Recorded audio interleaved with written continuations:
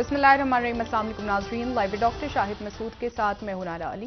नाज़रीन, 2 सूबों में इंतखाबात असखुद नोटिस केस की समाअत मुकम्मल करके सुप्रीम कोर्ट ऑफ पाकिस्तान ने फैसला महफूज कर लिया है। दूसरी जानब साबिक़ वज़ीर आज़म इमरान खान साहब इंसदाद दहशतगर्दी अदालत और बैंकिंग कोर्ट के सामने आज पेश हुए, जबकि मरियम नवाज साहिबा ने आज कारकुनों को ये हिदायत की है कि वो अवाम से राबते बढ़ाएं और इंतखाबात की तैयारी करें। इस समेत दिन भर जो हम मौज़ूआत रहे उन पर बात करेंगे। हमारे साथ स्टूडियो में मौजूद हैं डॉक्टर शाहिद मसूद। अस्सलाम वालेकुम डॉक्टर साहब। वालेकुम जी, आपको डॉक्टर साहब, सुप्रीम कोर्ट कल 2 सूबों में इंतखाबात के हवाले से तारीखी फैसला जो है वो सुनाने जा रही है। इसके बाद मुल्क की सियासत क्या रुख इख्तियार करती है, उस हवाले से जानना चाहूँगी।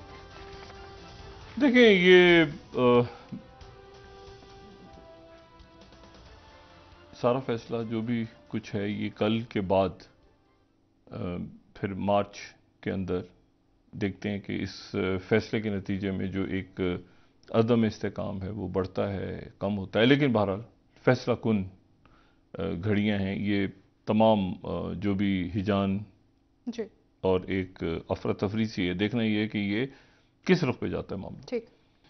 और आज रात को किसी भी वक्त, आज रात को या अगले 24 घंटों में किसी भी वक्त इस बात के इम्कानात हैं काफ़ी ज़्यादा कि पेट्रोल की जो कीमतें हैं वो बढ़ा दी जाएं कम से कम 13 रुपये, जी 13 रुपये लीटर मज़ीद बढ़ा दी जाएं। तो जो कि एक और उसकी वजह यह है कि IMF के साथ जो स्टाफ लेवल मुआहदा है वो ताख़ीर का शिकार हो रहा है। तो 13 रुपये लीटर पेट्रोल की कीमतें आज रात को या कल बढ़ सकती हैं किसी भी वक्त। अच्छा, ये जो इलेक्शंस के हवाले से आज समाअत हुई, सारी बात मैं उस पर जाने से पहले, एक मार्च का महीना आ रहा है ना, तो हर कुछ अरसे के बाद इत्तेफाक से ये होता है कि मैं वो कुछ हालात ऐसे होते हैं कि फिर वो विलियम शेक्सपियर, एक बड़ा नाम आलमी अदब, और विलियम शेक्सपियर का जो ड्रामा है वो एक उनका लिखा हुआ प्ले जो कि रोमन एम्परर जूलियस सीजर के हवाले से, और उसमें जूलियस सीजर ये 44 कबल मसीह के अंदर कहीं जूलियस सीजर, और वहाँ पर वो जूलियस सीजर को जब उसके सारे घेर लेते हैं, उसके सेनेटर्स, जिनमें ब्रूटस भी है और बाकी 60 सेनेटर्स उसको घेर घार के लेकर आते हैं, और ये जो है ये 15 मार्च का दिन होता है। ठीक। और वो महीने को चूंकि 3 हिस्सों में रोमन्स डिवाइड करते थे, आइड्स, कैलेंस और नोन्स। ठीक। तो ये आइड्स जो है ये कहीं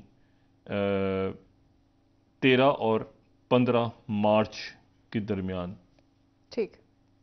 ये चांद के हवाले से, और चूंकि वो चांद की जो डिवीज़न है, यानी जो पूरा चांद है उसको अगर तकसीम करें तो ये जो तकसीम करने का लफ्ज़ है ये लैटिन लैंग्वेज में ये अदारे या इदारे या ऐसे करके इसको जैसे भी प्रोनाउंस करें तो वहाँ से फिर लफ्ज़ निकला आइड्स। सही। तो या अद्योरे भी कह, मैं उसको सही तरह से प्रोनाउंस नहीं करूँ तो माजरत चाहता हूँ, अद्योरे या दारे करके, लेकिन उससे फिर आइड्स ऑफ मार्च। ठीक। तो वो beware of aides of March, क्योंकि ये वो दिन है जब शेक्सपियर के उस प्ले में जूलियस सीजर को मारा जाता है, और उसका जो सब फिर यहीं से वो जो सेनेटर, उसका जो कंस्पिरेटर्स हैं, जो साजिश कर रहे हैं, तो उनमें जब वो हर आके एक दफ़ा छुरा घोंपता है सीजर को, तो आखिर में जो फाइनल सीजर के लम्हात हैं, तो फिर वो जब उसको खंजर मारा जाता है तो यहाँ से वो जुमला शेक्सपियर की ज़बान से निकलता है कि यू टू ब्रूटस, जो कि तारीख का फिर हिस्सा बनता है, और इंग्लिश में और हर जगह पे यू टू ब्रूटस। अच्छा, तो एनीवे मैं उसको तो ऐसे लेकर आ गया, लेकिन यहाँ पे ये जो बात है ना, beware of aides of March, यानी आइड्स ऑफ मार्च यानी मार्च में साजिशें और कौन किसको मारेगा, क्या होगा, उस ड्रामे का थीम ये है, सही। उस पूरे प्ले का थीम ये है। अच्छा, तो अब उसमें ये है कि आज फैसला सुनाया जाना था, महफूज हो गया, महफूज कर लिया सुबह गया। सुनाया जाएगा और गालिबन सुनाया जाएगा, तो फिर वो कोर्ट में ही जज साहिबान सुनाएंगे।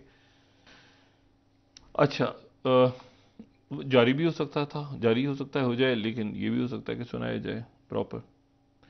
और इसमें जो दो तीन बातें हैं वो ये हैं कि इलेक्शंस अच्छा होता, कुछ चीज़ें अच्छी होती लेकिन नहीं हुई तो बहरहाल हर चीज़ तो आप भूल जाएं कि इस मुल्क में कोई भी चीज़ बिल्कुल परफेक्ट हो सकती है। अच्छा ये होता कि इस पे फुल कोर्ट बन जाता, अच्छा होता कि बेंच से तमाम जज साहिबान उसमें बैठते, समात में। लेकिन ये कि बहरहाल फैसला तो होना था, करना था और वो किया। इख्तलाफात इसमें दो आ रहा हैं कि एक तो ये कि दो जज साहिबान ने तो अपने आप को रेस्क्यू किया, अलग हुए। दो जो जज साहिबान हैं वो भी, उन्होंने भी अपने आप को चीफ जस्टिस साहब के ऊपर जो इख्तलाफात पे अलहदा नहीं हुए, उन्होंने कहा जी वो ये नुकात उसमें शामिल अगर हो जाते, जैसे रतन मिलना साहब का नोट है, उसमें बहुत बात हमने कर ली।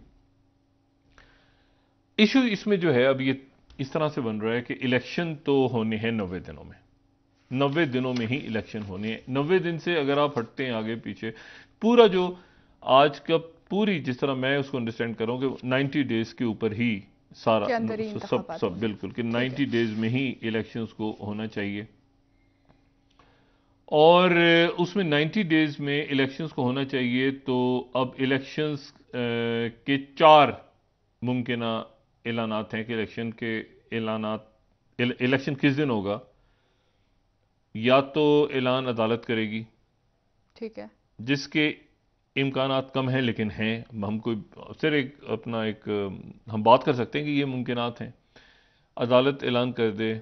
या ये है कि सदर मुमलिकत ऐलान करें, लेकिन सदर मुमलिकत ने आज विड्रॉ किया क्योंकि केपी और पंजाब के अंदर मामला डिफरेंट हैं। जी। जो खैबर पख्तूनख्वा के गवर्नर हैं, उन्होंने तो जब उनको वजीर आला ने भेजी समरी, तो उन्होंने उसको दस्तखत कर दिए। तो यानी केपी में बहुत एक, आप समझेंगे बड़े अच्छे जमहूरी अंदाज में खैबर पख्तूनख्वा की असेंबली डिसॉल्व हुई। पंजाब में ये मामला हुआ कि पंजाब में चूंकि गवर्नर का स्टांस ये है पंजाब में कि मैंने चूंकि समरी पे दस्तखत नहीं किए तो मैं तारीख कैसे असेंबली ऐलान तोड़ने करूं। के। मैं जी असेंबली 48 घंटों के बाद खुद ब खुद डिसॉल्व हो जाती जी। है। वही कहते हैं कि जी असेंबली खुद डिसॉल्व हुई, मैंने चूंकि तोड़ी नहीं, मैंने उस तोड़ने की समरी पे साइन नहीं की है, तो इसलिए मैं उसको इलेक्शंस की डेट भी अनाउंस नहीं कर सकता। ठीक है। अच्छा, तो अब अदालत करेगी, सदर करेंगे, गवर्नर करेंगे, या इलेक्शन कमीशन करेगा। 4 ही मुमकिनात है ना। जी। इलेक्शन की तारीख तो अनाउंस होनी है, ठीक है। ये पूरा जो सुमोटो है ये इसी के ऊपर हुआ है कि इलेक्शन की तारीख तो अनाउंस होनी है। अब इसमें मुमकिनात के क्या अदालत तारीख का ऐलान करेगी, कर सकती है, लेकिन गालिबन अदालत जो है वो ज़्यादा जो बात समझ में आ रही है अभी तक, वो ये है कि अदालत जो है वो गवर्नर्स और इलेक्शन कमीशन तक मामला जाएगा। यानी गवर्नर ऐलान करेंगे या तो, लेकिन पंजाब के जो गवर्नर हैं, मैंने कहा ना इसमें अब कल तक हम इंतज़ार करते हैं, लेकिन हम मुमकिनात पे बात करते हैं ना।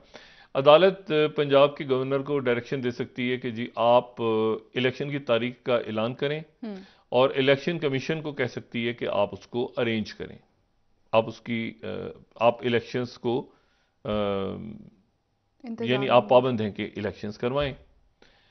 अच्छा, उसके बाद जो है वो अब फिर पंजाब के जो गवर्नर हैं उनका क्या रद्द-ए-अमल सामने आता है, ये देखना है। क्यों? अच्छा, इसमें कहीं कहीं ना कहीं बाउंड करना पड़ेगा अदालत को।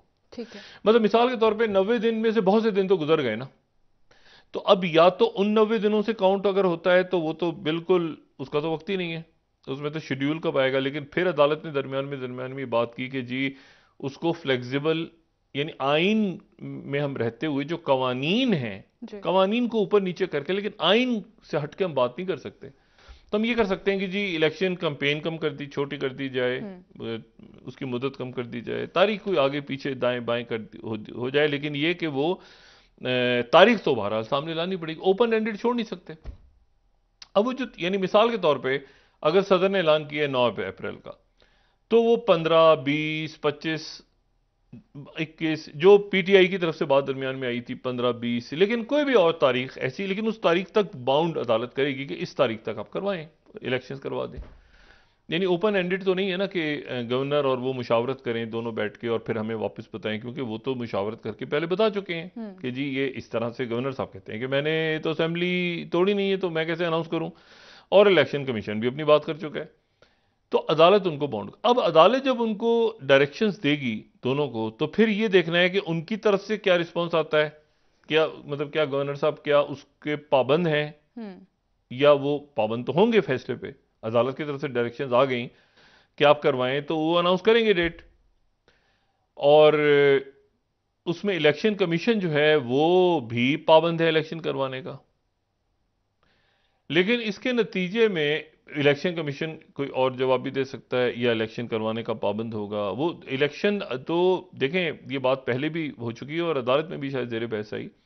कुछ चीज़ें ऐसी हैं जिसके लिए हर वक्त हर एक को तैयार होना चाहिए, मतलब किसी भी वक्त अगर असेंबलियां टूट जाएं दरमियान में, तो इलेक्शन कमीशन को तैयार होना चाहिए। यानी आप तैयार हैं कुछ कुछ चीज़ों के लिए, कुछ चीज़ों के लिए आपको तैयार होना चाहिए कि इलेक्शंस होंगे, हो सकते हैं, आपका आइन ऐसा है कि इलेक्शंस हो सकते हैं।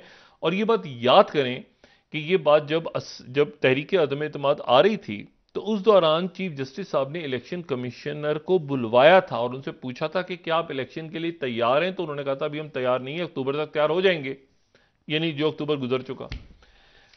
तो इलेक्शन कमीशन जो है वो उनको वो डायरेक्शंस देंगे और इलेक्शन कमीशन उसके ऊपर आगे मूव करेगा। अच्छा, यहां से या तो ये बहरान खत्म हो जाएगा इसके बाद, या ये बहरान आगे बढ़ेगा।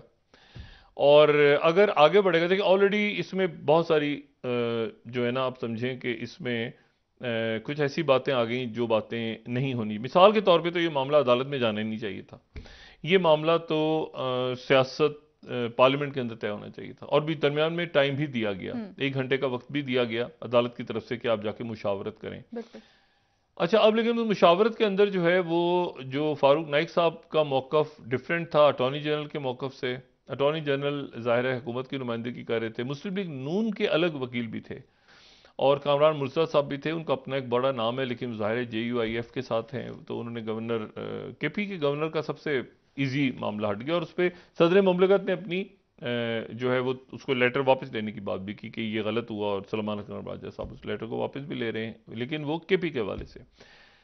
तो अब इसमें यह है कि कल इसमें ऐलान हो जाएगा और उसके बाद फिर देखते हैं कि इसके ऊपर यानी तहरीक इंसाफ तो तैयार बैठी है, यानी तहरीक इंसाफ तो ने तो वो हासिल कर लिया कि इस मामले को इलेक्शन की तरफ वो ले गए, और इलेक्शन की announcement supreme court of Pakistan से उन्होंने करवा दी।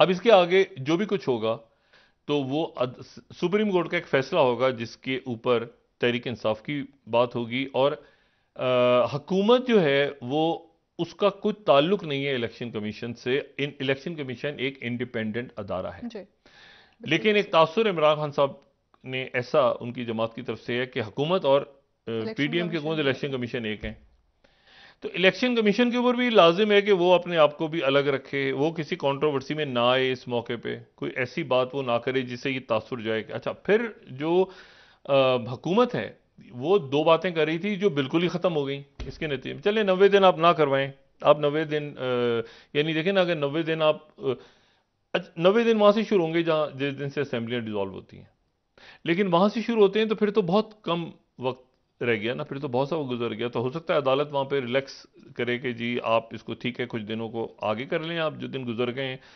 और कल के दिन से अगर फैसला आ रहा है तो कल के दिन से भी वो कर सकते हैं, कुछ आगे पीछे। मैंने कहा नहीं, मुमकिनात हैं सारी, तो हम इंतजार करते हैं कि फैसला क्या है। लेकिन इसमें एक और बात जो है वो बड़ी अहम है, और वो बात ये है कि 2 चीजें इसमें खत्म हो गई, 2 चीजें तो बिल्कुल खत्म हो गई। एक चीज तो ये खत्म हो गई कि जो हुकूमत की तरफ से कहा भी गया था, ये बात पहले तो सरगोशियों की सूरत में थी, लेकिन फिर कहा गया था कि फाइनेंशियल इमरजेंसी लगाकर 1 साल की मुद्दत बढ़ा दी जाए इन असेंबलियों की। तो वो तो इमरान खान साहब ने जब 2 असेंबलियां तोड़ी तो उसके साथ ही वो मामला खत्म हो गया। अभी भी डेडलॉक है, मैं आपको बताऊं, अभी भी खत्म नहीं हुआ मामला, वो अभी भी इसमें इश्यूज हैं। तो वो तो खत्म हो गया कि 2 असेंबलियां उन्होंने तोड़ दी। अब यहां जो सवाल पैदा होता है वो सवाल ये पैदा होता है कि जो हुकूमत की तरफ से कहा गया कि सदर ने गैर आईनी काम किए और सदर के काम मुआवजा करेंगे, उनके खिलाफ कार्रवाई करेंगे। अदालत की तरफ से ऐसी कोई बात नहीं हुई, बल्कि अदालत की तरफ से यह बात हुई कि सदर को इख्तियार है, और सदर क्या करते, किसी ना किसी को तो करना था, सदर को इख्तियार है, यहां तक आ गया। लेकिन यह है कि फिर वो विड्रॉ किया गया सलमान अकरम राजा साहब ने, तो वो सदर वाला इशू भी खत्म हो गया कि सदर ने कोई गैर आईनी काम किया है। और अब वो 90 दिन में कैसे होगा, क्या होगा, हुकूमत, अच्छा हुकूमत का कोई ताल्लुक नहीं है। जो बड़ी अच्छी आज फारूक नाइक साहब ने बात की, उन्होंने कहा कि जी मेरी आसिफ जरदारी साहब से बात हुई है और जरदारी साहब कहते हैं कि इलेक्शंस की तारीख का ऐलान करना सियासी जमातों का काम नहीं है। तो बात उनकी बिल्कुल दुरुस्त है। इलेक्शन की तारीख का ऐलान करना या तो इलेक्शन कमीशन या गवर्नर या कौन या फंसी या सदर या अदालत। तो ये चूंकि एक ऐसी जगह है जहां आइन खामोश हो गया जाके, तो अदालत उसके ऊपर कोई ना कोई डायरेक्शन जरूर देगी। अच्छा, जो डायरेक्शन देगी उसके ऊपर एक तकसीम हो जाएगी, क्योंकि पीपल्स पार्टी को सूट करता है इलेक्शन। ठीक है, पीपल्स पार्टी को सूट करता है इलेक्शन, क्योंकि सिंध में जो उनकी सिंध में उनके सामने कोई नहीं, मतलब इलेक्शन। और वो यहां से बहुत से लोग ऐसे, ये राजनपुर का पीटीआई का इलेक्शन, उसको आप साइड पे, जब इलेक्शन का बिगल बजेगा तो फिर वो बड़ी जोर तोड़ शुरू। बहुत से लोग जो नून में नहीं जाना चाहते, पीपल्स पार्टी की तरफ उनका रुझान ज्यादा है। ठीक है, तो अब वो पीपल्स पार्टी को ज्वाइन करते हैं। और मरीम नवाज साहबा ने जो कल बात की कि जी इलेक्शन उस वक्त होगा कि जब नवाज शरीफ साहब को बराबर इंसाफ मिलेगा, उसको आज फवाद चौधरी साहब ने बना लिया कि जब मुशावरत कैसे करें, क्योंकि मुशावरत में तो ये शर्त रख दी गई है कि जी इमरान खान को नाअहल करार दो, और उसकी वजह से बदकिस्मती से वो मुशावरत नहीं हो सकी। अल्टीमेटली इनको बैठ के करना चाहिए, क्योंकि इसके बाद जो है ना मजीद हम अदम इस्तेकाम बहुत ज्यादा है। अभी बैठ के कि इलेक्शन मई में होगा, मई में नहीं होगा तो अप्रैल के आखिर में होगा, मई के मिड में होगा, कहीं ना कहीं तो इलेक्शन होगा ना। ठीक है डॉक्टर साहब, ब्रेक एक ले लेते हैं, वापस आके गुफ्तगू के सिलसिले को यहीं से आगे बढ़ाएंगे। नाज़रीन एक ब्रेक हमारे साथ रहिए।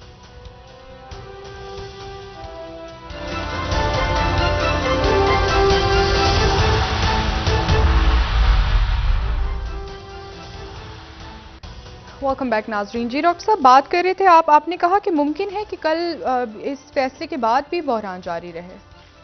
ख़त्म होना चाहिए, मुल्क तो मुतहम्मिल नहीं है बहरान जारी रहने का, लेकिन इसके ऊपर मुख्तलिफ यहाँ पे बातें चल रही हैं इस्लामाबाद के अंदर। मतलब मिसाल के तौर पे एक बात यह है कि जी गवर्नर इसको ना माने और वो मुस्ताफ़ी हो जाए। ठीक, ये आप समझें कि गॉसिप्स हैं, ये अभी तक मुख्तलिफ जगहों पे गॉसिप्स नहीं, डिस्कशंस हैं, गॉसिप्स नहीं है, डिस्कशंस हो रहे हैं कि किस तरह से इस मामले को जो है वो डिफाई किया जाए सुप्रीम कोर्ट के ऑर्डर को। उसमें क्या होगा कि उसमें मजीद कुछ दिन लगेंगे, और एक मतलब है कि नाम जा रहे हैं, डिस्कशन हो रहे हैं, ये सारे गवर्नर।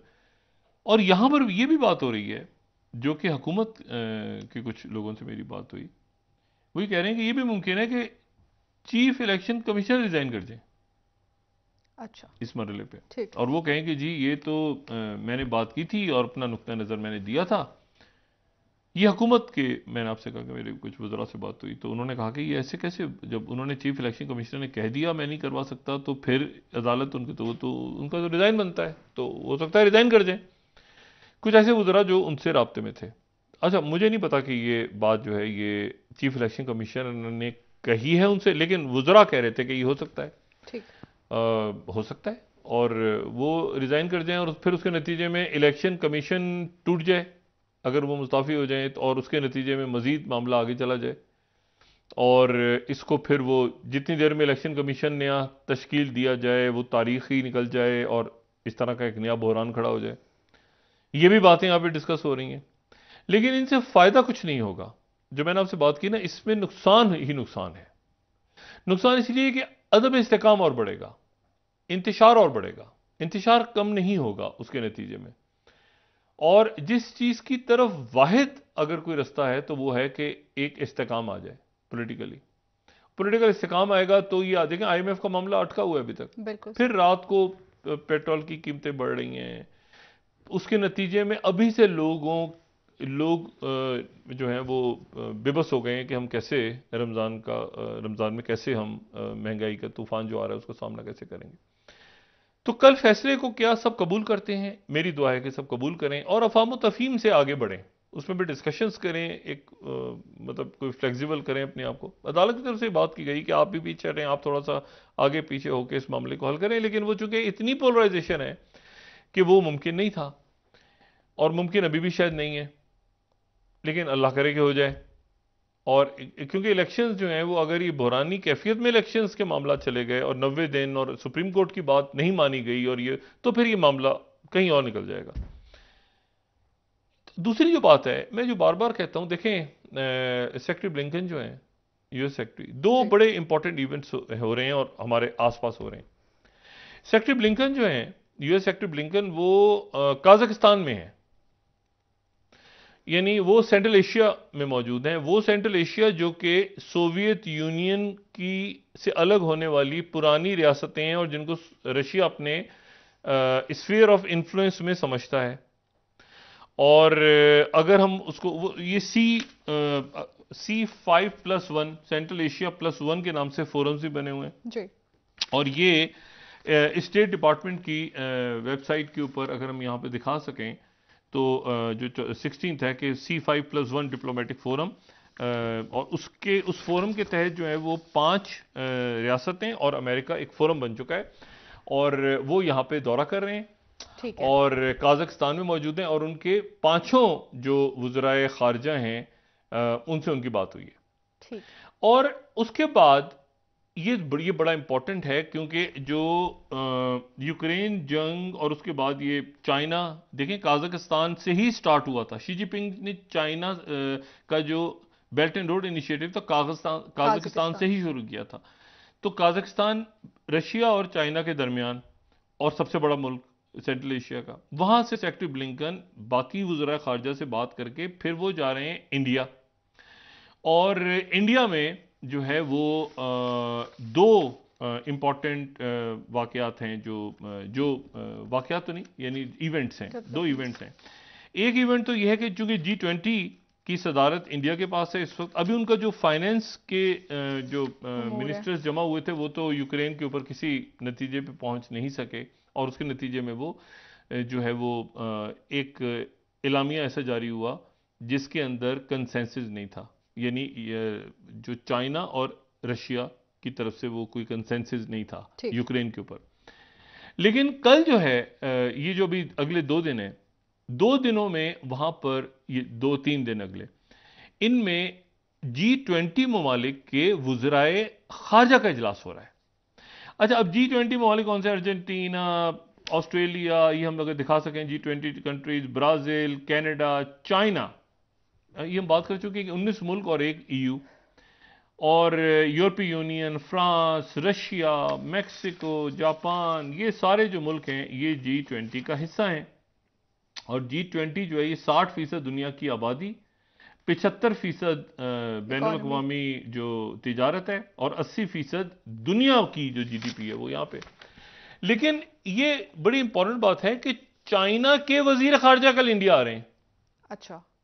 G20 समिट में शिरकत, G20 का इजलास हो रहा है, तो G20 में चूंकि चाइना भी है और रशिया भी है और अमेरिका भी है, तो सेक्रेटरी ब्लिंकन भी पहुंच रहे हैं वहां, और साथ ही चाइना के वजीर खारजा भी आ रहे हैं और रशिया के भी आ रहे हैं और बाकी मुल्कों के भी आ रहे हैं। लेकिन अच्छा, इसमें फिर पहले एक बात और दूसरा जो इवेंट हो रहा है वो रईसाना डायलॉग, जो कि उनकी ORF जो उनका थिंक टैंक है, बहुत बड़ा थिंक टैंक, वो हर साल अरेंज करता है। उसमें चीफ गेस्ट के तौर पे इटली की प्राइम मिनिस्टर आ रही हैं और मुख्तलिफ वज़रा आ रहे हैं और मुख्तलिफ डेलीगेट्स आ रहे हैं। लेकिन जो इंपॉर्टेंट बात है वो G20 में वो ये है कि इसके दौरान ये बात सामने आई कि चूंकि यहां पर जापान भी होगा, यहां पे जो है इंडिया भी है, यहां पर जो है वो ऑस्ट्रेलिया भी होगा G20 ममालिक में, और अमेरिका भी होगा, तो क्यों ना G20, तो क्यों ना साइड पे क्वाड का भी इजलास कर लिया जाए। सही, क्वाड का, क्योंकि ऑस्ट्रेलिया भी है, जापान भी है G20 में, सेक्रेटरी ब्लिंकन भी आ रहे हैं और इंडिया में हो रहा है, तो क्वाड का इजलास कर लिया जाए। तो ये बात हुई कि जी क्वाड का इजलास की तैयारी शुरू हो गई। लेकिन फिर एक खबर जो है वो कुछ देर पहले आई, और मैं यहाँ पे कोट कर देता हूँ कि जो जापान के वजीर खारजा हैं, उनकी तरफ से ये बात हुई कि वो जो हैं वो नहीं आ रहे। अच्छा, ये फ्रांस 24 जो 8th स्लाइड है ना, Blinken to meet Asia Quad after China friction, पहले मैं उनको कर देता हूँ, यहाँ पे कोट कर देता हूँ। और लेकिन उसके बाद जो जापान की तरफ से कहा गया कि जापानीज जो मिनिस्टर हैं वो नहीं आ रहे, ये ब्लूमबर्ग को मैं कोट करता हूँ। Top Japan diplomat set to skip G20, 6 slide, G20 talks hosted by India. ये उसकी कोई खास, जापान टाइम्स ने साथ ही खबर दी, Japan top diplomat set to skip G20 summit snubbing India. ये मुझे इसकी कोई खास जो रीजनिंग दी है ना उन्होंने कि वहां पे कोई पार्लियामेंट का, हाँ मेरा ख्याल है इसमें या तो ये है कि वो क्वाड जो है अच्छा, इन्होंने जो बात की ना फ्रांस 24 ने, अगर आप इनको देखें तो वो ये कह रहे हैं कि Blinken to meet, 8th slide है, Blinken to meet Asia Quad. ये नहीं, मेरा से बहुत सारी क्वाडें हैं दुनिया में, इतनी सारी, तो कह रहे हैं एशिया की जो क्वाड है, ये नहीं, एक सेंट्रल एशिया में भी क्वाड है ना, पाकिस्तान भी एक क्वाड के अंदर है, कई क्वाडें बनी हुई हैं। ठीक है डॉक्टर साहब, एक ब्रेक का वक्त अब यहाँ जापान नहीं आ रहा, लेकिन मतलब या तो जापान इस वक्त क्वाड का इजलास में अगर वो होते, secretary Blinken, Australian foreign minister, Indian foreign minister, और तो जापान नहीं है वहां पे, तो ये थोड़ी सी क्वाड की मीटिंग शायद ना हो पाए। ठीक है डॉक्टर साहब, ब्रेक एक ले लेते हैं, वापस आके लेकिन ये इवेंट्स इंपॉर्टेंट हैं क्योंकि चाइना के फॉरेन मिनिस्टर का इंडिया आना और रशिया के फॉरेन मिनिस्टर का इंडिया आना, यूक्रेन डिस्कस होगा और फिर उस पर एलामिया जारी नहीं होगा। ठीक है डॉक्टर साहब, ब्रेक ले लेते हैं, वापस आके बात करेंगे मजीद। नाज़रीन, यहाँ पर ब्रेक, हमारे साथ रहिए। मुश्तरक आलम में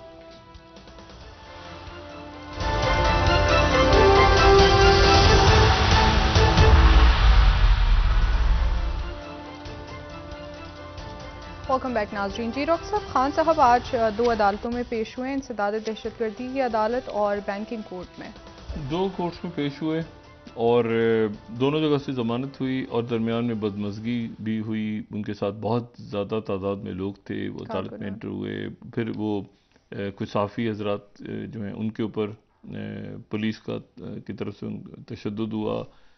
फिर पुलिस ने बहुत सारे पर्चे काटे हैं, जो लोग आए थे साथ उनमें कोई कारकुनान और उन पे सारा, तो एक वहाँ पर भी एक और तलखी मैंने जन्म लिया।